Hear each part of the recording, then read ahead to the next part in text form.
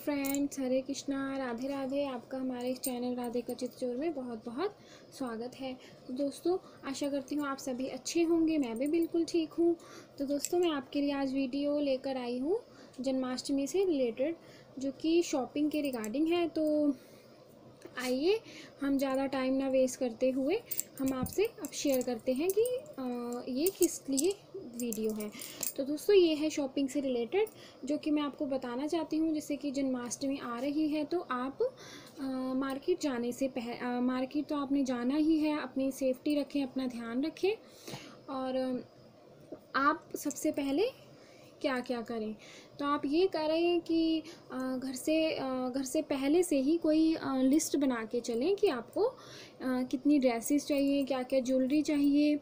और फ्रेंड्स, मैं आपको बजट के हिसाब से ही बताऊंगी कि अगर जितना आपका बजट हो उतना पहले से ही देख कर चलें। तो सबसे पहले आपने एक लिस्ट बना ली, क्योंकि लॉकडाउन की स्थिति है, बार बार आप मार्केट जा नहीं सकते हो, तो मार्केट जाना सेफ भी नहीं है। तो आप क्या करें कि जन्माष्टमी से 5-7 दिन पहले ही मार्केट जाए, क्योंकि हम तो वैसे हर साल क्या करते हैं कि जन्माष्टमी से पिछले दिन हम मार्केट जाते हैं। तो वहाँ पे इतना अच्छा रौनक लगी होती है मार्केट में, खूब मज़ा आता है मार्केट में रौनक देख के। लेकिन फ्रेंड्स, इस बार ऐसा नहीं हो सकता, क्योंकि अपनी सेफ्टी अपने हाथ में है। तो आप जन्माष्टमी से 5-7 दिन पहले ही मार्केट जाएं और घर से लिस्ट बनाकर ही चलें कि आपको क्या सामान लेना है, कितना सामान लेना है। तो क्योंकि मार्केट में आजकल रश होगा, तो हम रश के समय तो जा नहीं सकते। तो और अपने बच्चों को साथ में ना लेकर जाएं। उन्हें, अगर आपके घर में कोई बड़ा बूढ़ा है तो बच्चों को घर पे ही छोड़ कर जाएँ, अगर आपको पॉसिबल हो सके तो सबसे पहले हम बात करेंगे पूजा सामग्री की। तो पूजा सामग्री में आप जानते हैं, जैसे कि पूजा सामग्री में क्या आता है। लौंग, इलायची, ड्राई फ्रूट, सुपारी, मतलब कि जो भी पूजा पाठ का सामान होता है, सबसे पहले वो ख़रीद लें, क्योंकि पूजा पाठ का थोड़ा ही सामान होगा। सबसे पहले वो आपने ख़रीद लिया। फिर उसके बाद हम मतलब जिस हिसाब से आप लोग पूजा पाठ करते हैं, उस हिसाब से उतना उतना सामान ले लीजिए। और दोस्तों, अगर आप एक्स्ट्रा सामान भी ले लेंगे तो कोई गलत बात नहीं है, क्योंकि आगे फिर नवरात्रे आ जाएंगे, फिर दिवाली आ जाएगी, तो अब पता नहीं स्थिति कैसी होगी कोरोना काल में। तो आप अपने हिसाब से सामान लीजिए। तो नेक्स्ट हम करेंगे वस्त्र के ऊपर आपसे बात। तो वस्त्र का ऐसा है कि जैसे कि आप जानते हैं, जन्माष्टमी है। जन्माष्टमी में अगर आपके पास राधे कृष्ण जी का भी विग्रह है, तो आपको उनके लिए भी दो दो जोड़ी ड्रेसेस लेनी है, लड्डू गोपाल जी के लिए। तो आप ऐसा करें कि अगर आपके पास घर में ड्रेसेस हैं तो ठीक है, अगर नहीं है, अगर आप न्यू ही लेना चाहते हैं, तो उनकी 3 या 4 ड्रेसेस तो लेकर ही चलें, क्योंकि जन्माष्टमी में हमारी 2 ड्रेसेस लग जाती हैं। उसके 5 दिन बाद छठी आती है, उसमें भी हम सोचेंगे कि हमने छठी में भी न्यू ड्रेस पहनानी है इनको, तो हम दोबारा ड्रेस रिपीट नहीं करते हैं। तो हम सोचेंगे कि छठी में भी फिर हम दोबारा मार्केट जा नहीं सकते, उस हिसाब से छठी में भी आप एक ड्रेस लेके चलें। उसके बाद आ जाती है राधाष्टमी। राधाष्टमी में भी हमें इनको न्यू वस्त्र धारण करवाने होते हैं। तो देखिए दोस्तों, अपनी अपनी मेंटालिटी होती है। भगवान ऐसा कुछ नहीं बोलते कि आप मुझे नए वस्त्र पहनाएं या कुछ करें, अपनी अपनी सोच होती है। तो जैसे कि हमारा जन्मदिन होता है, हम उसमें नए वस्त्र पहनते हैं, कुछ करते हैं, खूब बढ़िया से जन्मदिन मनाते हैं। तो अभी ये तो हमारे भगवान का जन्मदिन है, तो उस हिसाब से आप ले लीजिए। फिर तभी मैंने आपको कहा कि घर से लिस्ट बना कर चलें। नेक्स्ट हम बात करेंगे इनकी ज्वेलरी की। तो ज्वेलरी भी वही हिसाब किताब होगा कि मैचिंग ज्वेलरी लें आप, 3-3, 4-4 पेयर में इनकी ज्वेलरी लें, ताकि आपको कोई भी चीज़ डबल ना आ जाए। फिर हम बात करेंगे आपके साथ, अगर हो सके, अगर जैसे कि मैंने आपको एक सलाह और देती हूँ कि जैसे मार्केट में कट पीसेस मिलते हैं कपड़ों के, कॉटन के कपड़ों के या डिज़ाइनर कपड़ों के, आप वो भी ले सकते हैं। आप खुद से भी घर में ड्रेस तैयार कर सकते हैं।